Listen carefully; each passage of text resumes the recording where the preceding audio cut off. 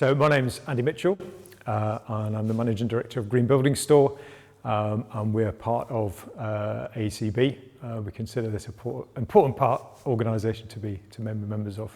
Green Building Store was established back in 1995 by three guys who had a vision for an alternative building industry, and they've generally tried to sort of forge a trail along with other organisations since then.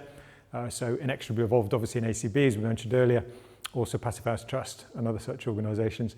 And these days, it's kind of current evolution as a champion, I suppose, of high-performing buildings. So we often talk about Passivhaus and supplying those solutions, literally the material solutions for those buildings. And we'd say probably the key elements. So the key elements for us is MVHR, so mechanical ventilation with heat recovery.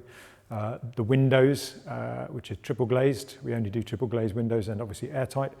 Airtightness itself, insulation, which actually we focus on a specialist product.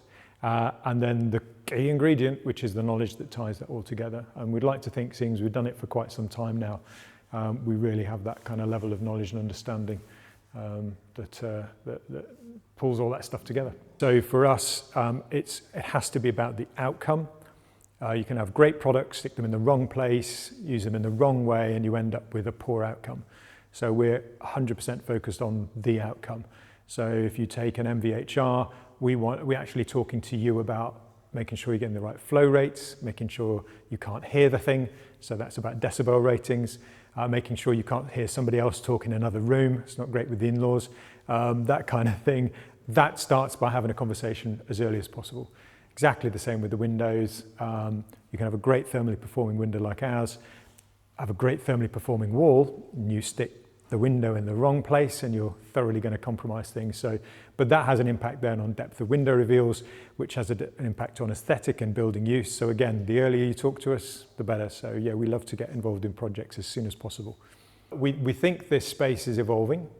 We think that the industry is too fragmented. You've kind of got the silos of the architects and the contractors and the QS and the client, and we often find ourselves sort of sat in the middle of all that. We often find ourselves providing a lot of the support and the training to the contractor, how you use these products, to the architect, how you design these products in. So we are focusing now on almost becoming more effective at delivering that as a solution in its own right, and hopefully help everybody, along with them helping us, on trying to kind of make it less fragmented and more unified. And it's fascinating how Passivhaus sort of embodies that.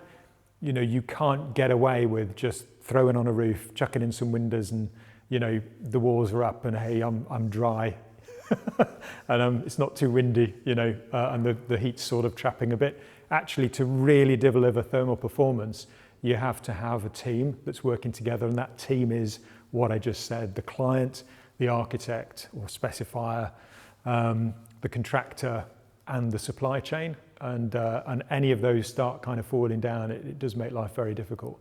When they work properly, and we've been fortunate to be involved in a number of projects where that's worked properly, you do deliver the project and you do deliver the performance pretty much, I would say, cost parity, you know, unless you're going down, you know, house bashing routes, but you know, there's no reason why you can't deliver performance at cost. I suppose there's several ways that we probably approach that. One is, thankfully, we've got a bit of knowledge and know-how behind that. We've, on a service level, we've introduced a new service called the Low Energy Design Service, where we will have a sort of principal calculation process with architect slash client to help them understand what the primary performance of the building is going to be and what it needs to look like, and that includes an overheating aspect, because we use PHPP, Passivhaus Planning Package, which undergirds Passivhaus design. It's a very useful design tool, so you can actually model, is this going to have an overheating problem? We can feed that back to the client. At the end of the day, we'll never tell the client, you know, oh, it's overheating, we're not going to supply you. But we do have those conversations. Another one slightly aside of overheating at the moment, but is the old sort of bifold or sliding doors, both of which we provide. But when you get entire elevations of a house with this, you know, we do challenge them a bit, you know, because they love this concept that they've seen in the magazine, forgetting that you've got 100 flies that have just come in the house, and maybe one sliding door might be enough, which is big enough anyway, and why not go for fixed pane windows for the rest? And I'll tell you what, it's a heck of a lot cheaper. You can have a really high performing fixed pane, and it's far more accessible in price. And in fact, I think fixed glazing is something that we need to be thinking a little bit more about. I mean, you could even go off the wall there and say, well, actually now we're building much more with timber frame based solutions. The wall has become lighter than the window if it's triple glazed, so maybe the wall should open, but hey, that's another thought. Wow, that's a bit left field interesting. Yeah.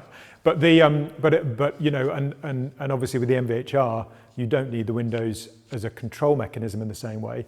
I think there's a classic kind of urban myth that Passivhaus means your windows aren't supposed to open, which is waffle. It's not great to do in the winter because you're losing all that really valuable heat. But in the summer, it's a pretty good way of cooling the building.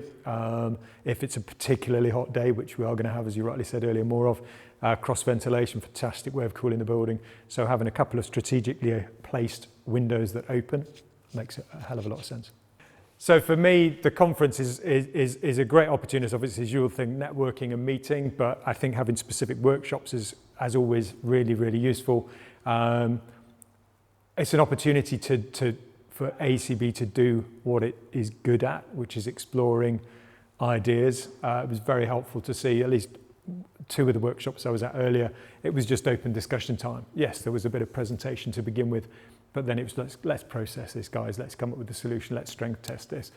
Interesting, I had a conversation with somebody else later on the break saying, oh, it was first time at AECB, I was expecting a bit more about the building fabric, you know, and as the conversation developed, it was like, well, actually, we've been getting our heads over building fabric for some time now. It's not to say we don't stop that conversation, that's always going to happen, but tricky conversations about where PV fits in all of this, and, you know, the carbon intensity of such devices and so on is really healthy and helpful. I think is where AECB excels, frankly.